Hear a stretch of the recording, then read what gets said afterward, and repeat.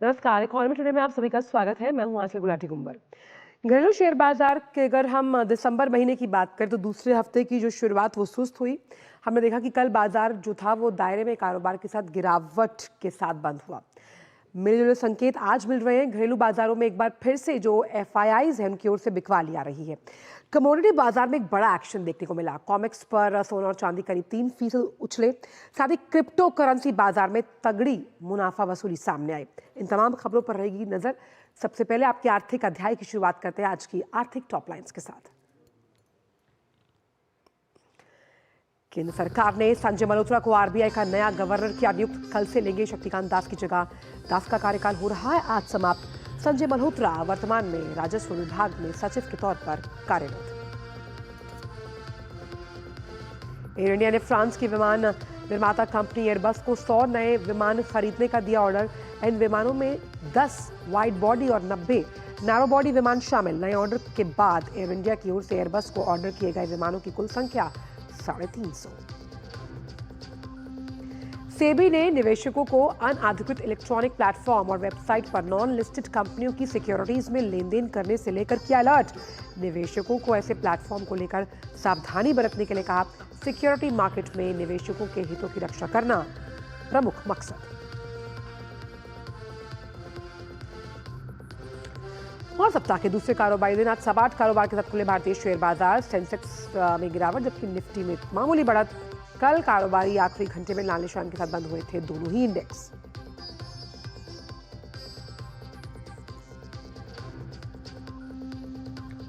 तमाम बड़ी खबरों पर रहेगी हमारी नजर।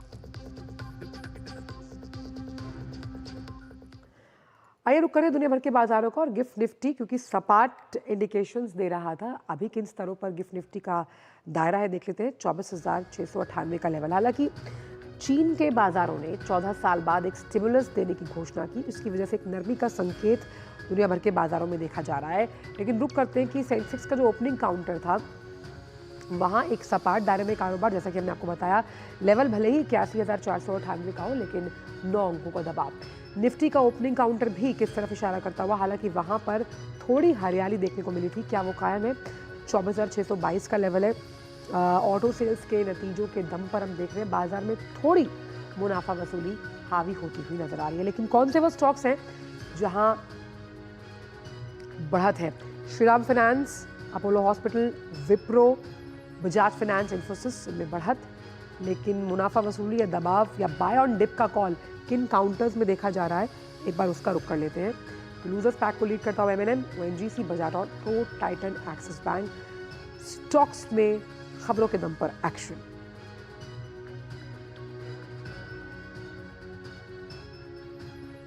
और आइए बात करते हैं आज के फोकस से जुड़ी हुई।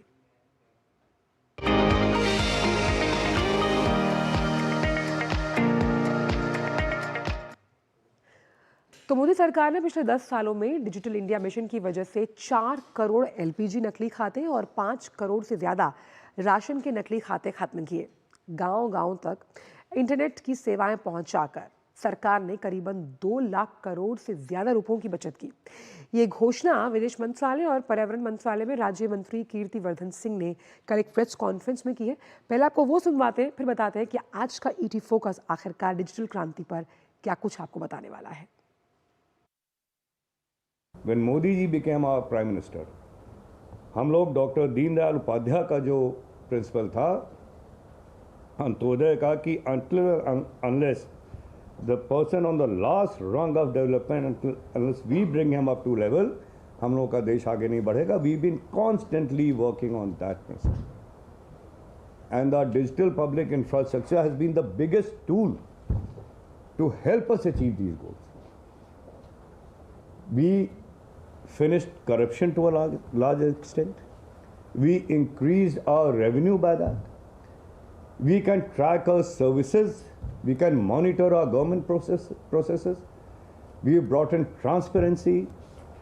We brought in accountability, a reach to everyone, and we have succeeded in empowering people, whether they're in the urban areas or whether they're in the rural areas, by this connectivity जो गांव-गांव हम लोग Bharat net के द्वारा by lakhs of kilometers of fiber optic cable जो लगाया जा रहा है।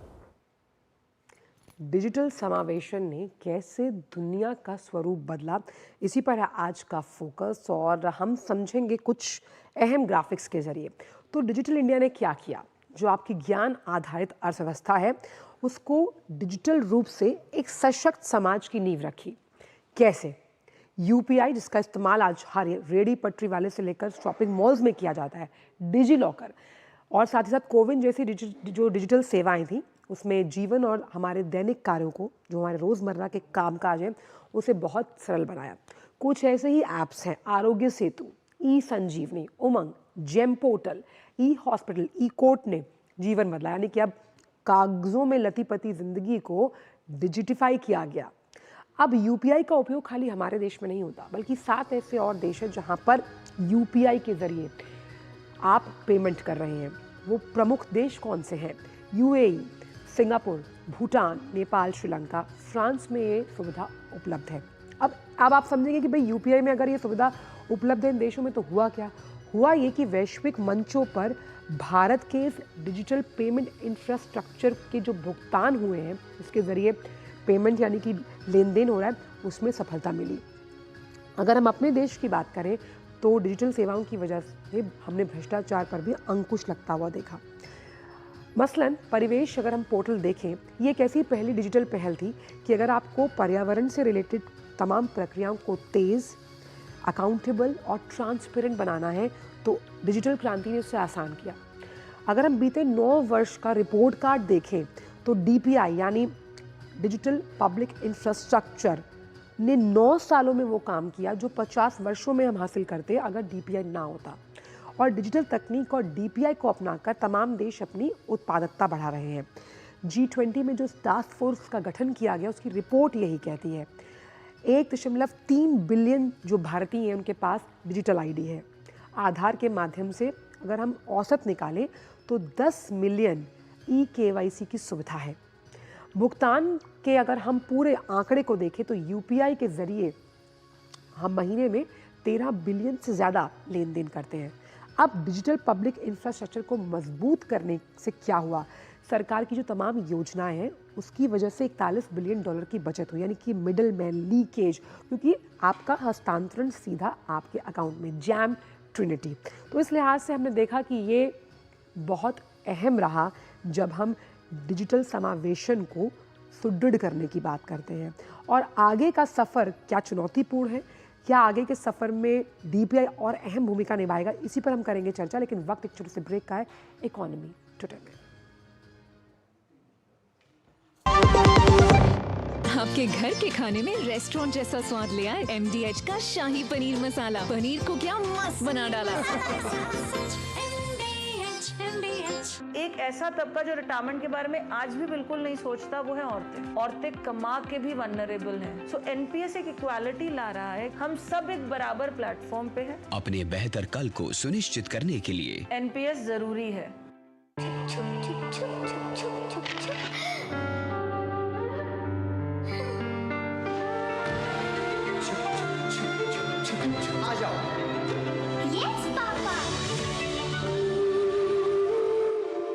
जिंदगी किसी के लिए नहीं रुकती,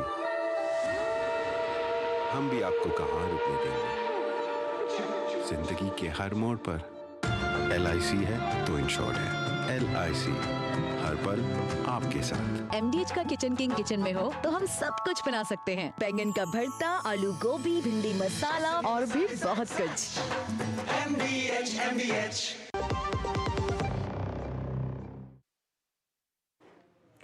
और ब्रेक के बाद सभी का स्वागत है हमारे खास शो इकोनॉमी टुडे में, जहां पर हम डिजिटल युगांतकारी डिजिटल इंडिया स्कीम के साथ साथ जो तमाम अहम पॉइंटर्स हमने आपको बताया उस पर करेंगे चर्चा। हमारे साथ बेहद खास मेहमान जुड़े हुए हैं। शुभिमल भट्टाचार्य जी, विशेषज्ञ IT और डिजिटल सर्विसेज, हमारे साथ जुड़े हुए हैं। शुभिमल जी, आपका बहुत बहुत स्वागत है हमारे इस खास शो में। आपके साथ कई बार चर्चा में हम शामिल हुए हैं, लेकिन सवाल यही है कि जिस तरह से कल हमने देखा प्रेस कॉन्फ्रेंस में कई अहम बातों के बारे में जिक्र किया गया केंद्रीय मंत्री द्वारा, सवाल मेरा ये कि कैसे डीपीआई और साथ ही साथ जब हम बात करते हैं इस पूरे डिजिटल समावेशन के सफ़र को हमने कई पड़ावों के साथ छुआ, लेकिन अब डीपीआई के जरिए हम कई और देशों को शामिल कर रहे हैं, जो कि एक उदाहरण है। देखिए, जब डिजिटल इंडिया कार्यक्रम को लॉन्च किया गया 2015 का जून को, सारे देश में जिस तरीका से डिजिटल इंफ्रास्ट्रक्चर की तरफ ध्यान दिया गया और इसके बाद साथ साथ उस इंफ्रास्ट्रक्चर को इस्तेमाल करके एप्लीकेशंस और सेवाएं, तो ऐसे पिछले 8-9 साल में हमने देखा है कि किस तरीका से हमारे देश के दूर दूर की एरियाज, इसके साथ कॉमन मैन जिस तरीके से अपने आप को एक डिजिटल सर्विसेज में पार्टिसिपेट करने के लिए जिस तरीका से इन लोगों ने प्रयास किया है और जिस तरीका से इनका अपने कॉन्फिडेंस बढ़ा है, ये हमारे सामने थे।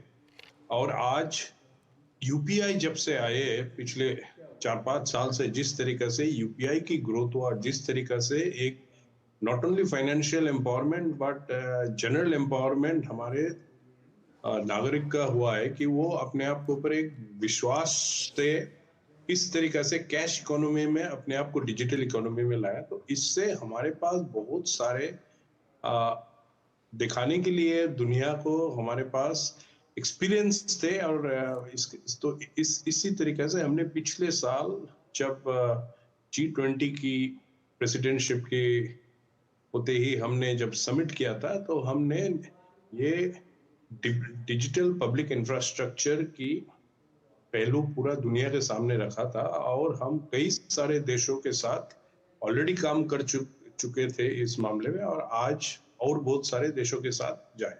तो हमारा जो एक कामकाज इतने साल में रहे, जिस तरीके की हमने इंक्लूसिव तरीके से टेक्नोलॉजी को इस्तेमाल करके, डिजिटल टेक्नोलॉजी को इस्तेमाल करके कितने सारे सेवाएं दी, किस तरीके से हमने लोगों को एम्पावर किया, किस तरीके से लोगों को हमने जोड़ा है, ये बहुत सारे जो ग्लोबल साउथ कंट्री से, जो लिस्ट डेवलप कंट्री से, इनमें एक बड़ा उत्साह थे कि भारत ने किस तरीका से ऐसा एक कार्यक्रम को पूरे मास स्केल में इस तरीका से लाया और विशेषकर जो financial payment real time basis में यूपीआई की पेमेंट जो हर नागरिक करते थे, चाहे वो सब्जी वाला हो, चाहे वो रिक्शा वाला, वो जो विदेशी लोग आते थे वो काफी उत्साह से ये देखते थे कि किस तरीके से सब लोग इसमें जुड़ गए। अगर आप देखें तो बहुत सारे ऐसे स्थिति में लोग वैसे लिटरेट ले, लेकिन फाइनेंशियल या डिजिटल लिटरेट, तो हमने ये जो कामयाबी इस देश में हासिल की, आज हम दुनिया को दे रहे हैं। और जैसे कि आपने पूरा पहले जिक्र किया कि 7 देशों में आज यूपीआई। बिल्कुल शुभिमल जी, जब हम सस्टेनेबल डेवलपमेंटल गोल्स की बात करते हैं और तमाम जो देश हैं वो अपने व्यवसाय को तेज़ी के साथ आगे बढ़ाते हैं, उसमें डिजिटल व्यवस्था को आप कितना इम्पोर्टेंट मानते हैं और इन गोल्स को अचीव करने के लिए कैसे ये जो डिजिटल इंडिया पहल है ये इसका मार्ग प्रशस्त करती है?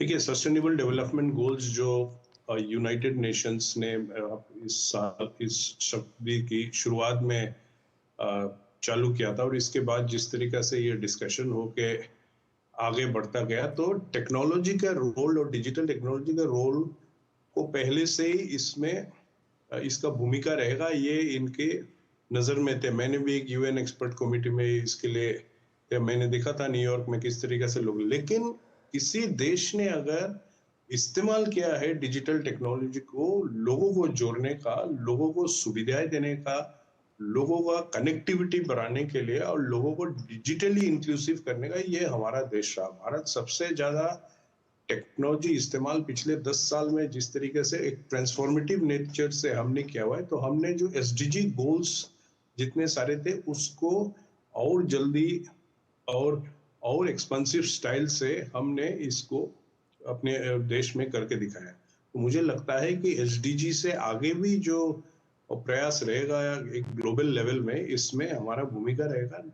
नॉट ओनली कि हम अपने देश में किस तरीके से इसको टेक्नोलॉजी का इस्तेमाल करके आगे बढ़े, बल्कि जो जितने लिस्ट डेवलप देश है उनको भी हम सहायता कर सकते हैं। देखिए, डिजिटल इकोनॉमी का जो वेस्टर्न कंट्रीज के बड़े बड़े कॉरपोरेशंस थे, ये लोग जाके इस तरीके से पैसा लेके और बहुत सारे पैसा लेके ये सारे सर्विसेज देने के एक बहुत बड़ा एक कहानी चला रहा था इतने साल। हमने जब आके ये जो अपने सक्सेस स्टोरीज ये सारे देशों को दी, उनको नॉट ओनली फाइनेंशियली भी बहुत फायदा हुआ है, बल्कि उन्होंने बहुत सारे हमारे एक्सपीरियंस की माध्यम से इन्होंने अपने आप का बहुत सारे मिडिल स्टेप से दूर हो गए। तो इनको बेस्ट प्रैक्टिसेस हमारा जो फायदा मिला हुआ है, तो इससे एसडीजी गोल सिर्फ हमारे देश में नहीं बल्कि ऐसे लीस्ट डेवलप्ड देशों को भी फायदा मिला हुआ है। साथ ही क्योंकि जब हम डिजिटल कनेक्टिविटी और इंफ्रास्ट्रक्चर को मजबूत करने की बात करते हैं शुभिमल जी, तो इसमें हमने देखा कि निजी और साथ ही साथ सरकारी क्षेत्रों में बहुत फ़ायदा हुआ। आप पब्लिक प्राइवेट पार्टनरशिप को कितना इम्पोर्टेंट मानते हैं इस मुहिम को इतना आगे ले जाने के हमारे लिए? देश में जो और डिजिटल इंडिया कार्यक्रम चले पिछले 9 सालों में, आपने देखा है कि किस तरीके से प्राइवेट पब्लिक पार्टनरशिप बड़ा संतुलन रूप से इसको इस्तेमाल किया गया था। और जिस तरीके से ये प्रोग्राम को डिवाइस किया गया था, जितने सारे डिजिटल इंडिया के माध्यम से, चाहे वो कनेक्टिविटी का हो या जो सेवाएं की हो, तो इस सारे में सारे प्राइवेट सेक्टर्स अपना स्थान भी रहे और साथ साथ सरकारी पॉलिसी भी इसको किस तरीके से सपोर्ट दे, ये हमने देखा है। अब देखिए, जियो जब से आया है, जियो जब आया, जिस स्केल में और जिस प्राइसिंग में वो लोगों के पास बैंडविड्थ ले गया, आज भारत हमारा वन ऑफ द माने सबसे सस्ता बैंडविड्थ बेचने वाला देश है। तो इससे लोगों को कनेक्टिविटी का सुविधा और बढ़ गया। और विशेषकर मैं कहता हूँ कि गांव और दूर दराज इलाका में जो बहुत सारे लोग डेली रोटी कमाते हैं, जिस तरीका से सब्जी बेचने वाला है, इन लोगों के लिए बहुत सारे फायदा हुआ है, क्योंकि वो आज अपने डिवाइस से कहीं भी रहे वो ऑर्डर ले सकता है, वो पेमेंट ले सकता है, और वो सारे रियल टाइम बेसिस में। तो हम प्राइवेट सेक्टर को जिस तरीका से महत्व दिया हुआ है, और उन्होंने भी बहुत सारे इनोवेशन तरीका निकाला है, जिससे डिजिटल इंडिया प्रोग्राम एक स्टैटिक प्रोग्राम नहीं है, वो आगे बढ़ता है। जितने नए टेक्नोलॉजी आए इन्होंने अपनाया, और साथ साथ में जो सरकारी पॉलिसी है वो भी मैचिंग करता गया। आज जब आर्टिफिशियल इंटेलिजेंस आगे आया हुआ है, आर्टिफिशियल इंटेलिजेंस को इस्तेमाल करके किस तरीके से लोगों को सेवाएं के लिए, लोगों को सुविधाएं के लिए और आगे जाए, इसमें भी हम देख रहे हैं कि पब्लिक पार्टनरशिप की तरीके से हम चल रहे हैं। तो इस एक तरीका से एक डिजिटल इंडिया एक बड़ा सा डायनेमिक प्रोग्राम है, जिसमें हम सब स्टेक होल्डर्स को एक साथ लेकर चल रहा है, और for the better public good. Broadband connectivity को कितना अहम मानते हैं, क्योंकि जब हम ऑप्टिकल फाइबर्स के साथ साथ भारत नेट योजना के जरिए गांव से गांव जोड़ने की बात कर रहे हैं, उसमें जो कॉमन सर्विस सेंटर्स हैं उनकी भूमिका कितनी अहम हो जाती है, और साथ ही साथ मिडल मैन के विशियस सर्कल से भी हमने देखा कि कई ऐसे इम्पोर्टेंट जो सेक्टर्स हैं वो फ्री होते हुए नजर आए।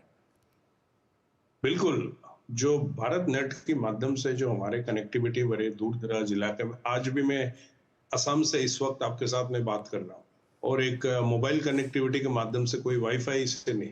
अगर आप देख रहे हैं कि क्वालिटी ऑफ द बैंडविड्थ जो इस इलाके में भी आए, या बहुत सारे इलाके में नॉर्थ ईस्ट में एक चमत्कार रूप से इंटरनेट की इंफ्रास्ट्रक्चर की बढ़ोतरी हुई है, सिमिलरली और भी बहुत सारे इलाके में। तो हमको लगता है कि जो हम लोगों के पास पहुंच रहा है, लोगों को कनेक्ट कर रहा है, लोगों को जोड़ पा रहा है देश की हर अंचल से, और इसके बाद अगर क्वालिटी बैंडविड्थ भी हम दे पा रहा है, तो मुझे लगता है ये डिजिटल इंडिया का एक बहुत बढ़िया कामयाबी है। अब आगे रहता है कि जिस तरीका से आज हम जिस तरीका से ब्रॉडबैंड की नेटवर्क से अगर हम दे रहे, आगे हम सैटेलाइट लिंक से भी कनेक्टिविटी दे सकता है। तो जितने सारे टेक्नोलॉजी आगे आते जाएंगे वो भी हम अपनाएंगे।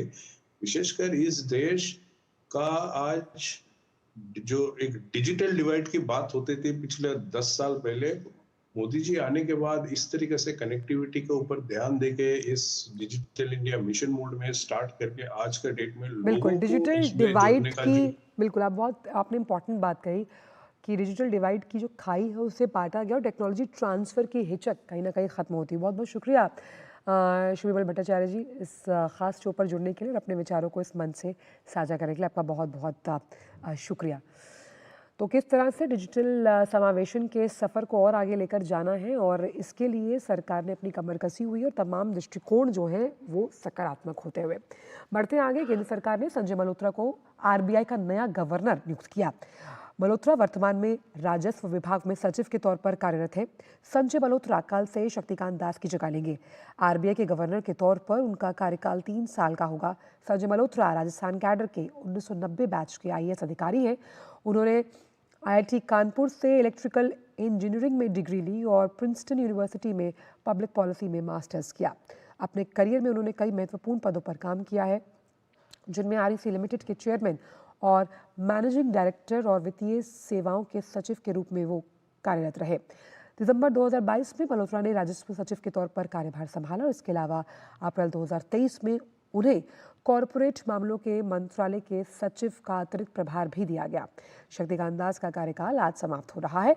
उनकी 6 साल की अवधि में आरबीआई ने कोविड-19 महामारी, यूक्रेन युद्ध और पश्चिम एशियाई संकट जैसी कई चुनौतियों का सामना किया। हालांकि लगातार 11वीं बार ब्याज दरों में कटौती न करने की वजह से शक्तिकांत दास को आलोचनाओं का सामना भी करना पड़ा। आरबीआई गवर्नर के तौर पर संजय मल्होत्रा के सामने इन्फ्लेशन को नियंत्रण में रखने और आर्थिक विकास को तेज करने की बड़ी जिम्मेदारी होगी।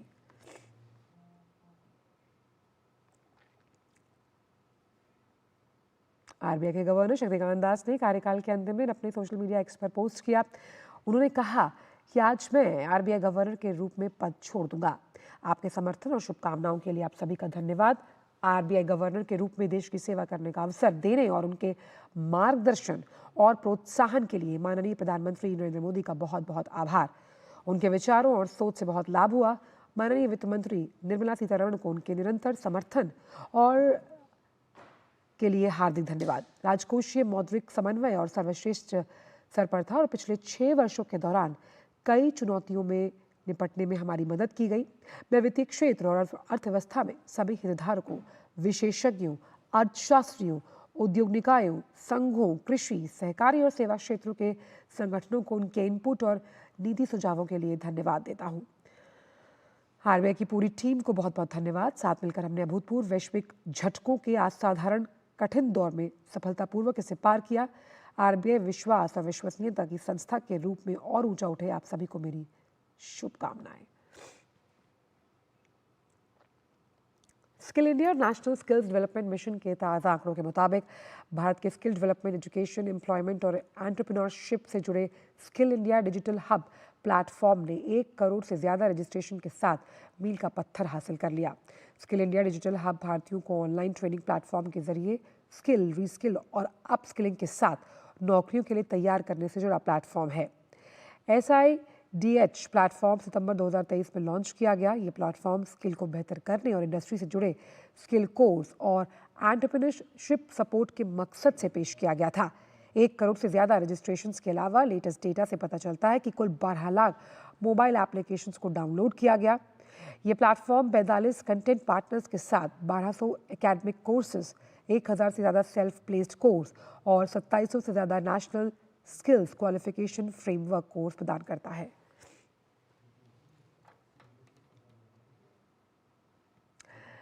और आइए अब जाते जाते आपको छोड़ जाते हैं कारोबार जगत की कुछ अहम खबरों के साथ। हमें दीजिए इजाजत और आप बने रहिए डीडी न्यूज़ के साथ। नमस्कार।